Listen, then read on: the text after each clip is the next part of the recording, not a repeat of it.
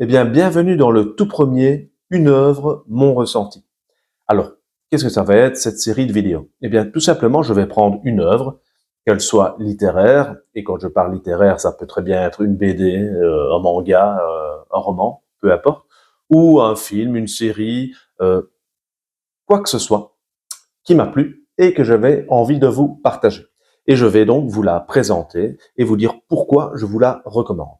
Alors, je ne suis pas critique d'art, donc la critique ne sera pas technique. Je ne vais pas vous dire pourquoi c'est un bon dessin, pourquoi les plans sont bien faits, etc. Pas du tout. Je vais simplement vous dire pourquoi moi j'ai trouvé ça bon. Donc c'est tout à fait subjectif et il n'y a vraiment aucune prétention de ma part. Voilà. Ceci étant dit, on part directement avec la première œuvre. Eh bien, la première œuvre que j'ai envie de vous partager, c'est une BD de science-fiction que je viens tout juste de terminer. Carbone et silicium. Alors, de quoi parle-t-on dans cette BD? Eh bien, en fait, on va suivre l'évolution de deux robots. En fait, ce sont deux intelligences artificielles qui ont été mises dans des corps de robots et ils vont traverser les âges et les époques avec un regard bien particulier sur l'humanité. En fait, on va suivre vraiment leur pensée sur l'humanité, sur les hommes que nous sommes.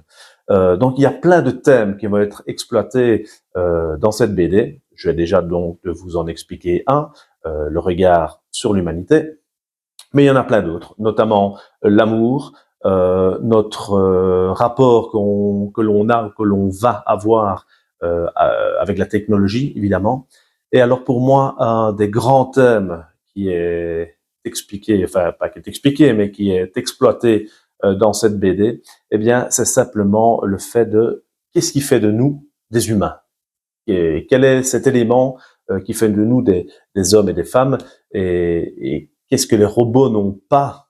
Pourtant, ils sont très proches de l'humain, dans la BD en tout cas, mais qu'est-ce qu'ils n'ont pas en fait et que les humains ont, ou inversement, et qui en fait la différence. Donc c'est vraiment un débat très philosophique là-dessus. Mais il y a encore plein d'autres thèmes, hein. Il y a la politique, enfin voilà, il y a plein d'autres choses à découvrir dans cette BD-là, mais ça c'est vraiment les choses qui m'ont le plus marqué. Pourquoi cette BD m'a autant marqué? Eh bien, moi, j'aime beaucoup la science-fiction. D'ailleurs, dans cette série, vous allez avoir beaucoup de science-fiction, de fantasy, de fantastique. Il y aura peut-être d'autres choses, mais en tout cas, moi, c'est les choses qui me plaisent. Donc déjà, ben voilà, c'est une BD de science-fiction, donc forcément, ça m'a parlé.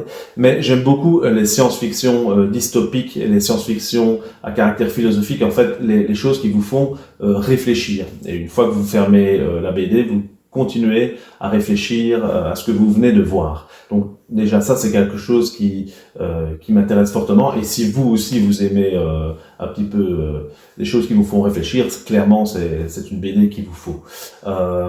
Autre point de vue, l'aspect visuel. Donc là par contre on va dire que le seul petit point négatif, encore une fois je suis pas expert donc c'est juste mon avis, mais où moi j'ai un petit peu moins aimé, c'est le dessin des personnages en eux-mêmes. Donc là je les trouve que le trait est un peu grossier, voilà, il y en a qui aiment beaucoup, donc c'est un style, hein, voilà. Moi j'aime un peu moins. Par contre, j'ai vraiment adoré l'aspect visuel des planches, en fait, où il parle du flux. Vous comprendrez une fois que vous verrez la BD, mais ici je vous montre quelques planches pour le moment juste ici, donc vous pourrez vous rendre compte. Donc de ces planches-là où il parle du flux en fait des informations. Donc ça, je trouve que ces pages-là sont tout simplement sublimes. Les couleurs sont magnifiques. Donc voilà, donc mon avis, évidemment, j'ai adoré. Moi, j'ai complètement été captivé par ça, donc ça m'a donné vraiment envie de découvrir les autres œuvres de Mathieu Bablet.